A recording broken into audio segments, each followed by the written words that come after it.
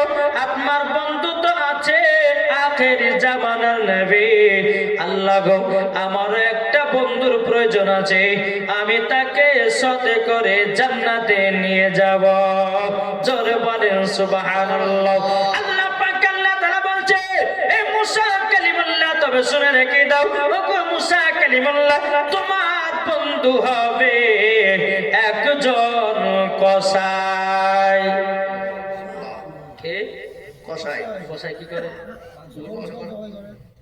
কসাই মুসা নবী বলতে চাল্লা গো আমার এমন একটা বন্ধু দিলেন, আমি তাকে জান্নাতে তো নিয়ে যেতে পারবো না, আমি তো বন্ধু তো বানাতে পারবো না। আল্লাহ পাক আল্লাহ তাআলা বলতেছি, বলো গো আমার মুসা কালিমুল্লাহ, মুসা কালিমুল্লাহ, তুমি যে কসাইয়ের কথা বলতেছো ওই কসাই হলো আলাদা। জোরে বলেন সুবহানাল্লাহ। কি গো ঠিক না? বাবা যে মুসলমান শোনো মালিক, শুধু আপনাদেরকে এই কথাটা বলতে চাই যে মায়ের সেবা করলে পরে কি পাওয়া যায় নাকি গো? না ওয়াজ করে শুনেছেন? কেউ বললো নাকি কোন মুরবিতে? ওই যখন গুনগুন করে আওয়াজ হচ্ছে মনে হয়েছে না, যদি বলে যে হুজুরের ওয়াজটা শুনে তাহলে চেঞ্জ করবো। জি বাবা যে মুসলমান শোনা মানিকেরাও, আল্লাহ পাক আল্লাহ তাআলা বলছে গো মুসা কালিমুল্লাহ, তবে শুনে রেখে দাও, শুনে রেখে দাও, যাও অমুক শহরে অমুক এলাকাতে তোমার বন্ধু কসাই গোশত বিক্রি করতে আছে। মুসা নবী তুরপা থেকে নেমে বাবা এক পা দুপা করে আপনার চলতে লেগেছে। বাবা চলতে চলতে বাজারে যখন প্রবেশ করেছি, তার বন্ধু কসাই জানো বাবা যে গোশত বিক্রি করতে আছে।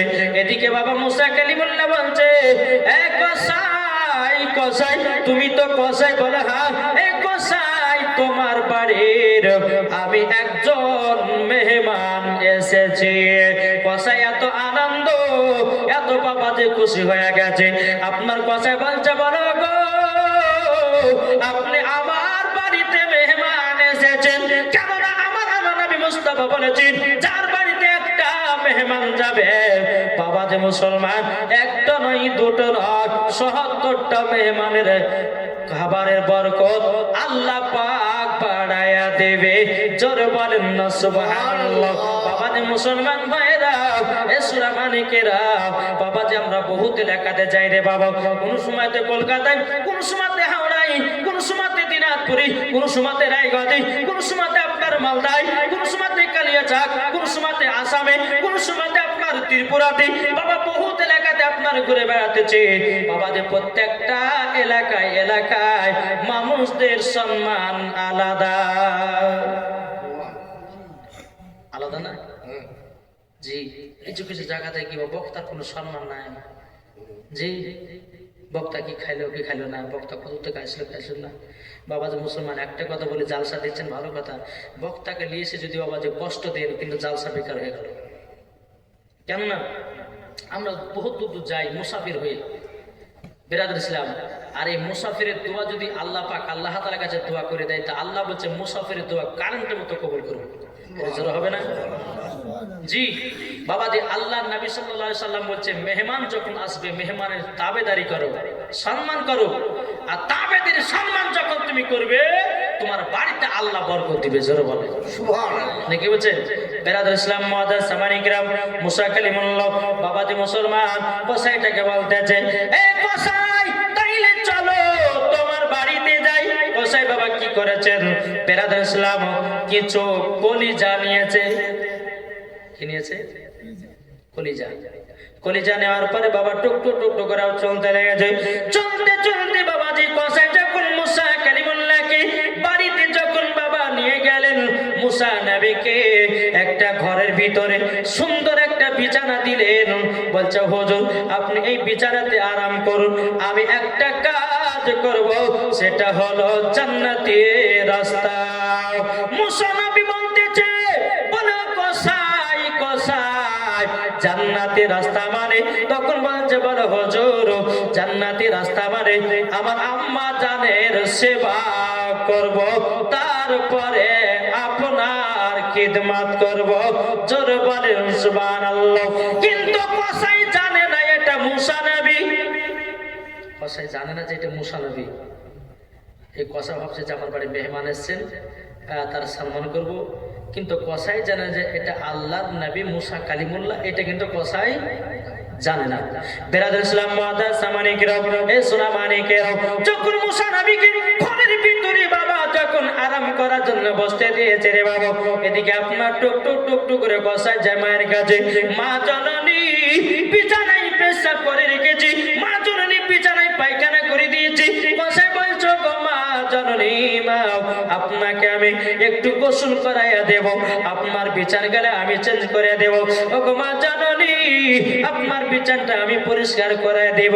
মা জননী চোখের পানি ঝরঝর করে পেরে বলছে, বেটা গোসাই গো, তোমার মতো বেটা যদি প্রত্যেকটা মুসলমানের ঘরে ঘরে হতো, কোনোদিন বাপ মা দুঃখ কষ্ট পেত না। জোরে বলেন সুবহানাল্লাহ। মার সেবা করলো, বাবাজি মায়ের বিছানা পরিষ্কার করলো। বেরাদুল ইসলাম মুআদ্দাস সামানিকেরাও, যে গোস্তের কলিজাগুলো নিয়ে এসেছিল বাবাজি কসাই নিজের হাতে কলিজা রান্না করেছে। রান্না করার পরে কসাইয়ের বিবি বলছে, স্বামী গো আমাকে দুটা কলিজা দেন। বলে হবে না। বিটিতে বলছে, আব্বা গো আমাকে দুটা কলিজা দেন। বেটাতে বলছে, আব্বা গো দুইটা আমাকে কলিজা দেন। বলে হবে না, হবে না। কেন হবে না, কেন হবে না? কসাই বলতেছে, বলো আমার বেটা বেটি তোমরা শুনে রেখে দাও, এই গোস্তটা রান্না করেছি, কলিজা রান্না করেছি শুধু আমার মায়ের জন্যে। জোরে বলেন না সুবহানাল্লাহ। এই বেটা বেটি ও আমার বিবি শুনে রেখে দাও, আমার মায়ের যখন খাওয়া হবে যদি বাঁচে খাওয়া, আর যদি না বাঁচে তাইলে পরে আর পাবে না। বাবাজি মুসলমান ভাইরাও, এ সোনা মানিকেরাও, যখন বাবা গোস্তের কলিজাগুলো রান্না হয়ে গেছে, কসাই আপনার গোস্তগুলো আপনার কলিজা নিয়ে এসেছে। নিয়ে আসার পরে বলছো, গো মা জননী, ও গো মা জননী আপনি নেন, নেবার পরে নেন কলিজাগুলো খান। বেটাতে একটা একটা করে কলিজা মাকে মার মুখে আপনার দিয়ে দিতেছে। আর মা জননী চোখের পানি ঝরঝর করে বেড়ে বলতে চাল লাগো, ও গো রব্বুল আলামিন, আল্লাহ গো আমার বেটা এত সেবা করে, নিজের হাতে রান্না করে আমাকে খাওয়াতেছে। বেরাদুল ইসলাম মুআদ্দাস সামানিকেরাও, যখন মার সেবা হয়ে গেল রে বাবা, এদিকে কসাই এক পা দুপা করে মুসা নবীর ঘরে গেছে। যাওয়ার পরে বলছে, হুজুর বেয়াদবি মাফ করে দিবেন, আমি মায়ের সেবাতে একটু লিপ্ত হয়েছিলাম, আমি মায়ের সেবা করতেছিলাম, ও আমার হুজুর গো ক্ষমা করে দিবেন।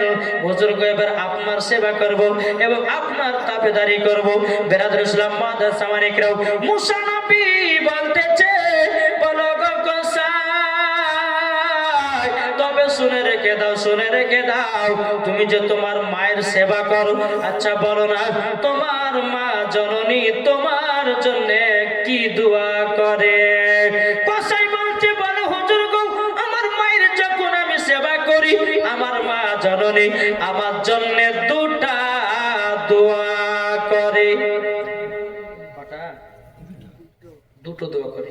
বাবাজি মুসলমান ভাইরাও, এ সোনা মানিকেরাও, মুসা নবী বলতেছে, বলো গো কসাই, কসাই তাইলে বলো না তোমার মা জননী দুটা কি দোয়া করে? কসাই বলছে, নবী ওগো আমার হুজুর আপনি শুনে রেখে দিন, আমার মা জননী এক নম্বর দোয়া করতো, আল্লাহ গো আমার বেটা কসাইকে আল্লাহ আপনি বড় লোক বানায়া দিও। ওগো হুজুর আমাদের এলাকার ভিতরে আমি এক নম্বর হলাম বড় লোক। জোরে বলেন না সুবহানাল্লাহ। এ বাবাজি মুসলমান ভাইরাও, ওগো আমার সোনা মানিকেরাও, যখন বাবাজি কথা বলার পরে বাবাজি মুসা নবী বলছি, এ কসাই দ্বিতীয় নম্বর তোমার মা কি দোয়া করতে বলো না? তখন কসাই বলছে, হুজুর গো দ্বিতীয় নাম্বার দোয়া মনে হয় কবুল আল্লাহর কাছে হবে না, আমার মনের আশা পূর্ণ হবে না। মুসা নবী বলছে, বলে কসাই একবার বলো না, বলো না।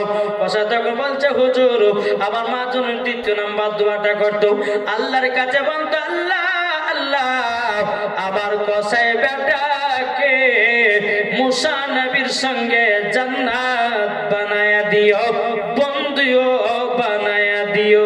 সুবহানাল্লাহ, সুবহানাল্লাহ। বলে এই দোয়া করেছে তোমার মা? বলে হ্যাঁ।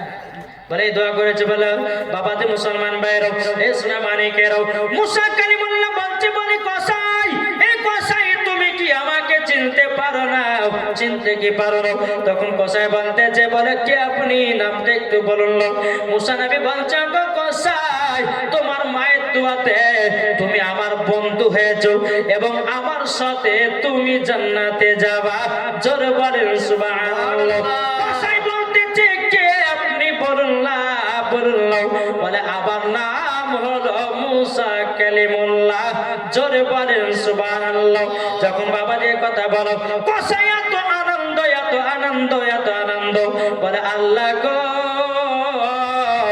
ওগো রব্বুল আলামিন, আমার মায়ের দোয়া কবুল করেছো।